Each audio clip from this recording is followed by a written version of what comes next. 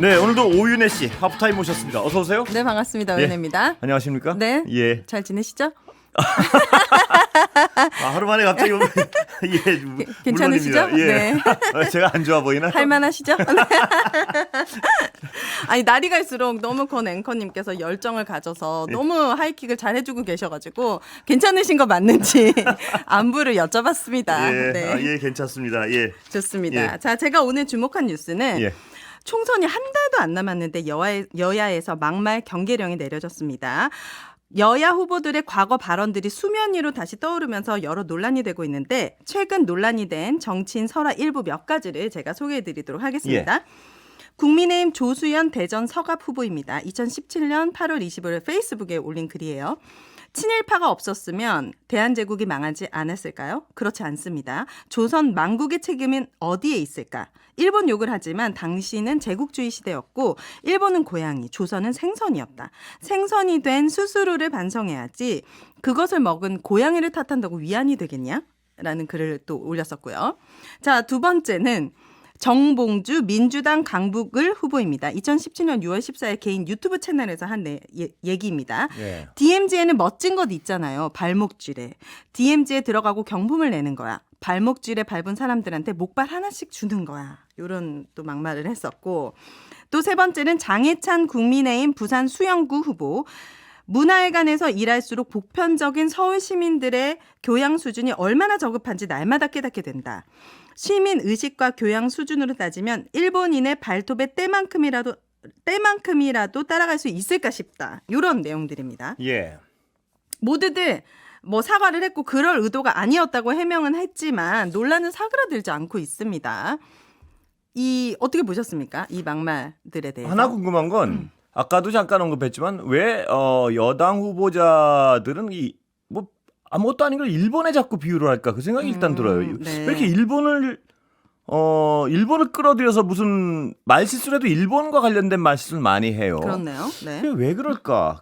아까 그 식민지 근대화론이라고 그러니까 일본이 침략을 했지만 우리 근대화를 도왔다 뭐 이런 얘기인데 그 얘기는 뭐 이미 어떤 학계에서는 많은 거의 정리가 끝난 사안인 걸 가지고 왜 이런 얘기를 비슷하게 반복하고 또 하나는 이 막말의 어떤 그 진행 과정인 것 같아요. 문제는. 그럼 네. 예를 들어 어떻게 보냐면 막말을 한 사람들은 평생 아무 공직도 하지 말고 놀아야 되나?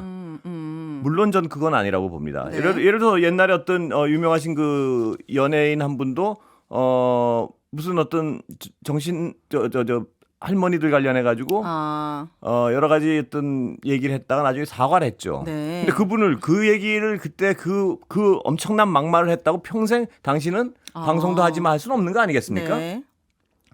그런데 차이는 뭐냐면 그분은 그 일이 발생하고 문제가 됐을 때 진심으로 피해자들한테 가서 사과를 했고 네. 그것도 몇 번씩 사과를 했고 그다음에 본인도 사과를 했고 그게 세월이 지났고 네. 이런 경우에는 그건 시청자들이 용서를 한 거겠죠. 그분이 이제 방송에 나오는 건. 전 그래야 된다고 보고요. 어떤 의미에서는. 네.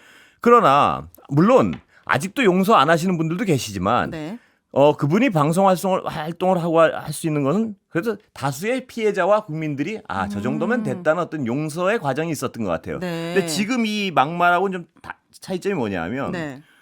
이 사람들은 옛날에 어떤 5.18, 친일 뭐 이런 막말을 막 쏟아냈는데 한 번도 반성한 기억이 없어요. 그동안은. 그러다 네. 선거가 딱 닥치니까 다가오면, 네. 그때 잘못했습니다 한번 하고 뭐 페이스북도 내리고 뭐 잠깐 그럼 이렇게 용서해도 되는 것인가? 그런 근원적인 차이가 있는 것 같아요.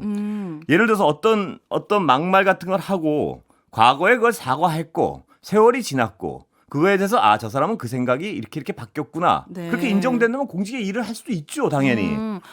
근데 네. 이분들은 그게 아닌 것 같아요. 몇 분은 이 중에. 그렇네요. 예. 그 정치인의 말실수를 어디까지 허용하고 어디까지 허용하면 안 되는지 그 기준을 우리 앵커님은 진정 어린 사과를 바로 하고 사과를 하고 세월이 좀 지나야겠죠. 그런 예. 과정들이 필요하다. 저 또한 비슷한 기조이면서도 저는 이런 생각 해봤거든요. 단순한 말실수는 정말 실수라고 할 수 있겠지만 어딘가에 글을 올린다는 것, 뭐 SNS, 사설, 칼럼 이렇게 글을 올린다는 거는 그 사람이 갖고 있는 큰 가치관의 큰 줄기라는 생각이 들어요. 그렇습니다. 생각을 해서 쓰는 그쵸. 거니까. 예, 말하고 여러 가지 달리. 생각을 말하고 글은 좀 다르죠. 네, 예. 생각을 정리하고 수정하고 반복해서 올리는 것이기 때문에 어떤 비슷한 내용의 글을 지속적으로 올린다는 거는 그 사람의 큰 줄기이기 때문에 그렇습니다. 그건 좀 위험할 수 있다는 생각을 지금 합니다. 말씀하신 게 바로 그건데 물론 이제 페이스북 같은 게 워낙 이 즉각적으로 막 나오는 대로 쓰는 뭐 옛날 네. 어떤 글쓰기랑 좀 다른 측면이 있긴 한데 네.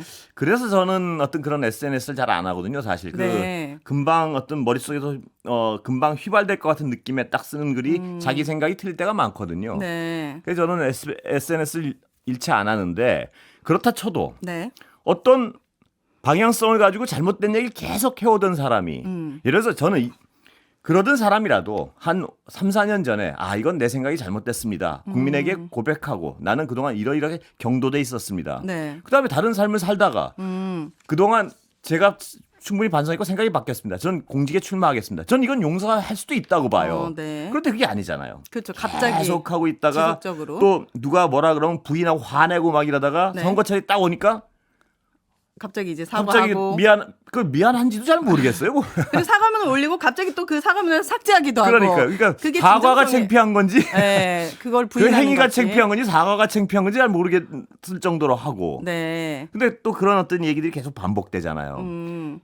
이런 걸 용인해도 되나요? 저 그런 생각이 갸우뚱해요. 그렇네요. 저도 과거에 그 라디오 DJ를 잠깐 예. 일일 DJ를 하다가 사연을 상담하는 과정에서 예. 이런 얘기를 한 적이 있어요. 예. 중이 제 머리를 못 깎지 않나요? 예. 근데 제가 바로 다음날 잘렸거든요. 왜냐면 불교 방송이었거든요, 그게. 그래서 저는 다시 태어나도 국회의원은 절대 될 수 없겠구나 이런 생각을 해봤습니다. 자, 그리고 두 번째는 너무 뒤늦게 웃으시는군요. 자, 그리고 불교 방송이었다는 게 압권이었습니다. 그게.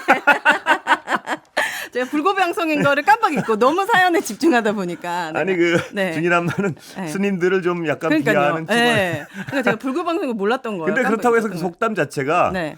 스님이 제 머리 못 깎는 네. 것보다는 약간 그 비하하는 그죠. 그 표현으로 쓰이니까. 그렇잖아요. 그건 네. 그렇게 그런 불교 일도 있었다. 방송이라는 건 좀 그렇습니다. 자, 그리고 두 번째는 오늘 윤석열 대통령은 호남에서 민생 토론회를 했는데 오늘 모두 발언에서 호남에 많은 정을 가지고 있다. 그런 마음에서 정부 출범 이후에 2년 연속 5.18 기념식에 모든 정부 구성원들과 함께 참석했다 이런 얘기를 했습니다. 예.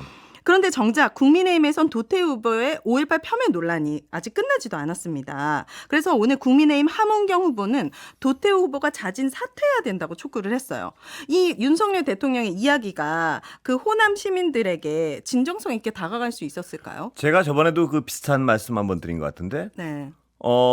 일본 수상이 한국에 대해서 과거사에 대해서 뭐 절절히 사과를 했다고 하고 나면 네. 그 밑에 강요 중에 한 약간 극우주의자들이 나와서 온갖 쌍소리를 다 해요. 그럼 우리도 그러면 뭐 총리가 했으니까 이렇게 받아들이지 못하잖아요, 당연히. 그쵸, 당연히. 그게 무슨 사과야라는 얘기가 나오는 거죠. 왜 니들은 자꾸 한 사람 사과하고 나면 다른 사람이 나서 그 뒤집으려 그러고 근데 뭐 내 얘기 아니잖아 이렇게 그것도 강요 중요한 사람들이 많이 그래요. 근데 네. 이 부분을 저는 비슷하게 떠올리지 않을 수 없는 게 대통령이 말씀을 아무리 그렇게 하셔도 말입니다. 네. 그 당의 공천을 네. 주는 사람이 5.18을 이렇게 폄하하고 이거를 그럼 대통령의 진정성이라고 믿을 수가 있는지 물론 대통령이 공천에 관여를 직접 안 한다는 거 하니까 네. 대통령이 한 건 아니니까요 공천은. 네. 그렇지만 네. 대통령이 소속된 여당이 네. 공천을 하는데 5.18을 비하하고 비난하고 그 역사적으로 증명된 일을 다르게 얘기하고 네, 폄훼하고. 북한의 개입설을 제기하고 네. 이런 사람들을 공천하면서 호남을 뭐 100번 가면 뭐 합니까? 그걸 어떻게 국민들이 그 특히 진정으로 받아들일 수 있을까요? 그러니까요. 일본 사람들에게 우리가 요구하는 게 그런 거잖아요, 바로. 네. 한번 진실로 사과를 하고 나면 제발 좀 다른 소리 하지 말고 그 사과의 정신에 맞춰서 행동은 우리도 과거사 문제 삼지 않겠다. 이런 게 우리 입장이거든요. 그렇죠. 제가 네. 알기로는. 네. 그런데 그걸 한번 하고 나면 밑에서는 다시 전혀 또, 네, 다른 얘기라고. 다른 얘기 정도가 아니라 망언을 막 반복하고 내일 또 호남의 한동훈 위원장이 가요. 예. 그런데 보니까 이 5.18 망언 논란 인사 공천 유지로 인해서 광주 지역 민심을 걱정한 조치로 사복 경찰관 300명 투입을 검토하고 있다고 합니다. 그래서 왜 이렇게 일을 더 만드는 건지 그러니까 뭔가 하나를 포기해야 될 것 같은데 광주를 가지를 말던지 공천을 주지를 말던지 그렇죠. 이게 좀 일관성이 없어서 많은 부분에 혼란이 아니 있는 것 근데 같습니다. 내일 아마 광주에 한동훈 위원장이 가면은 네. 기자들이 많은 질문을 할 거예요. 그쵸. 그러면 이게 한동훈 위원장은 뭐 굉장히 어떤 시험을 잘 봤으니까 사법고시가 됐고 뭐 할 텐데 제가 보면 정치인이란 거는 그런 거랑은 다른 것 같아요. 뭐냐면 자기가 할 수 없는 대답을 할 수 없는 상황에 자주 내몰리게 되는 부분. 그렇죠. 그래서 자꾸 딴소리를 하게 되는 거예요. 보면 이런 상황에 대해 뭐라고 이건 아무리 많이 배운 사람도 할 수 없죠. 대답을 할 수가 없는 상황 아니겠습니까? 네. 그러니까 예. 본인의 어떤 가치관이 있어야 될 것 같습니다. 예, 시간은 자, 다 3부에서는 박시동 경제평론가와 함께 해보고 오늘 하프타임 여기까지 하도록 하겠습니다. 감사합니다. 감사합니다. 들어가세요. 네.